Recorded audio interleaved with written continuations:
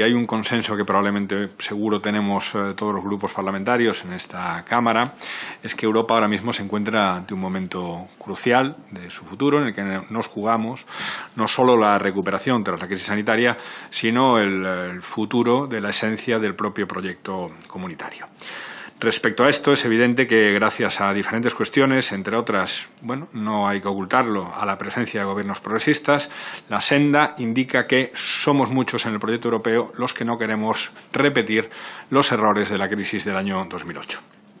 Una salida común a la situación en la que nos encontramos es algo de lo que se beneficiará toda Europa y sentará además un precedente. Pero es precisamente ahí en lo que no debemos dejar que lo coyuntural, que ha sido pues una terrible y tremenda pandemia, se tome como una excepción. En el debate profundo que tenemos que iniciar sobre el futuro de la Unión Europea, la solidaridad y la idea de reciprocidad y proyecto compartido que sobrevuelan medidas acordadas en los últimos meses, como la mutualización, deben de ser elemento central en el pensar y en el diseñar la Unión Europea para los tiempos que vienen. Esta pandemia ha evidenciado también las insuficiencias y problemas estructurales del proyecto europeo que dificultan que, en este momento y con este diseño, la Unión Europea pueda cumplir los objetivos fundamentales para los que nació y para los que tiene sentido como proyecto compartido, como el fortalecimiento del estado de bienestar, la garantía de los derechos sociales, del empleo digno o de la justicia social. Creo que está claro que tenemos que dejar atrás esa Unión Europea tan pegada a los acuerdos de Maastricht, o lo que es lo mismo, a la implementación de políticas neoliberales en los Estados miembros, y que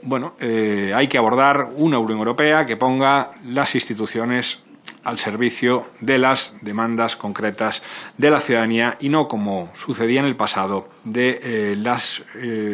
instituciones y capitales financieros internacionales. Algunas reformas necesarias tienen que ver con la suspensión definitiva del Pacto de Estabilidad y Crecimiento, con cambios en el Estatuto del Banco Central Europeo para que funcione como un verdadero banco central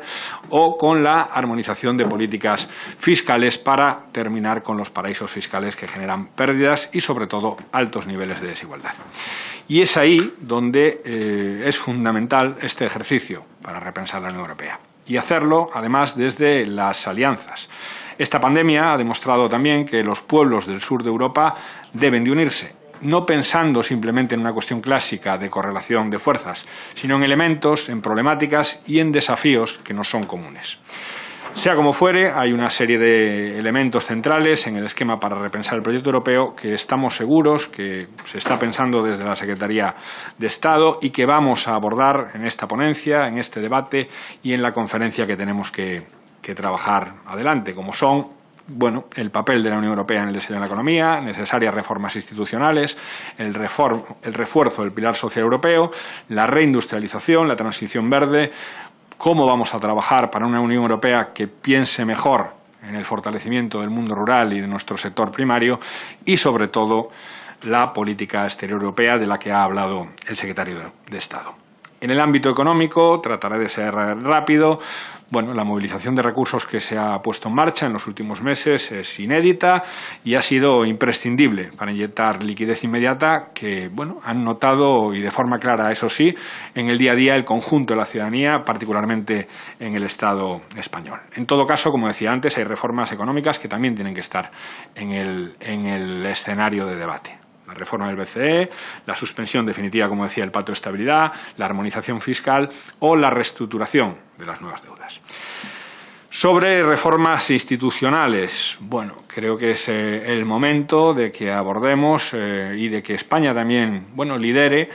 una Unión Europea con instituciones más abiertas, más democráticas, más autónomas de los intereses y de los equilibrios nacionalistas o, populistas de determinados países que colocan a Europa en un papel subalterno o que colocarían a Europa en un papel subalterno en el mundo que viene. En ese sentido, creemos que es fundamental abordar mecanismos que permitan la integración de varias velocidades de forma real, valorar también mecanismos que puedan superar democráticamente la regla de la unanimidad en las decisiones políticas de la Unión, repensar mecanismos de cooperación reforzada y, sobre todo, abordar, algo que estoy convencido que nos preocupa a todos y a todas, el papel del Parlamento como institución central en un espacio supranacional democrático. Fundamental el refuerzo del pilar social de la Unión Europea, abordar cuestiones también de ámbito laboral, como un salario mínimo europeo, renta mínima europea, un estatuto europeo del trabajo, y en el ámbito de sanidad, que ha citado el secretario de Estado y que también venía además de forma clara en el documento que se nos ha enviado, bueno, creo que necesitamos avanzar hacia un sistema europeo de gobernanza de la salud que permita desplegar mejor los mecanismos de alerta y prevención y, bueno, coordinar los esfuerzos de investigación y producción de la vacuna, garantizando el acceso de todos los países en condiciones de justicia y de equidad. Sobre el mundo rural y el sector primario, son muchos los desafíos que tenemos,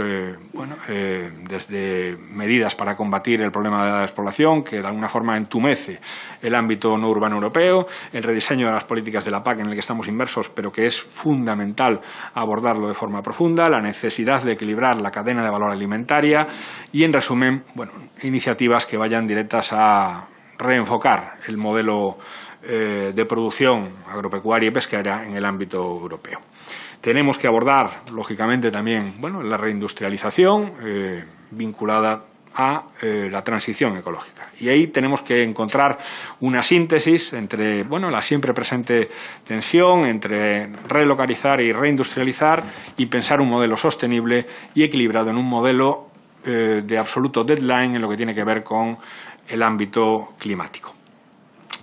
Tenemos también el ámbito de la Europa de los cuidados, una Unión Europea, y precisamente ayer fue 25N, en el que también se ponga en el centro la vida y, por lo tanto, se atienda, se escuche, se dé respuestas a las demandas y exigencias de políticas de más de la mitad de la población europea, las mujeres, que reclaman su papel en el proyecto y en las sociedades europeas. Y, finalmente, para acabar, el ámbito central de la política exterior. La Unión Europea está en un momento crucial y creo que todos somos conscientes de que no que deba replantearse, sino que se está replanteando nuestro papel en la escena global si se pretende ser un actor al mismo nivel que otras potencias mundiales y, sobre todo, sobre la cuestión del principio de autonomía estratégica que el secretario de Estado ha citado. Multilateralismo y autonomía estratégica, esas deben de ser las dos claves, a nuestro juicio, de la posición europea en el tablero geopolítico que viene, si queremos no solo sobrevivir, sino sobre todo si queremos aportar a un esquema global polarizado en este momento y que continúa generando demasiadas desigualdades entre potencias y también entre personas. Es necesario reorientar la política exterior y apostar decididamente por multilateralismo, por decisiones dialogadas y también por mecanismos también de desarme global. También por la defensa de los derechos humanos de forma clara en el mundo y por la justicia económica, fiscal y social. En definitiva, algunas cuestiones que se deben de abordar, como pueden ser el levantamiento de sanciones a países afectados por la pandemia, cancelación de la deuda en países empobrecidos, promover en la Unión Europea la adopción de medidas específicas para la protección real de las personas migrantes y refugiadas en un contexto como este. Sabemos que es uno de los debates centrales ahora mismo. Fortalecer marcos de cooperación internacional y fortalecer, al fin y al cabo, el sistema de gobernanza multilateral desde la perspectiva de un nuevo enfoque de alianzas. En definitiva, la Unión Europea, en lo que tiene que ver con la política internacional, debe ser capaz de responder con multilateralismo a la unilateralidad de algunos actores globales, con diálogo siempre al conflicto y, sobre todo, con certezas a la improvisación. Muchas gracias.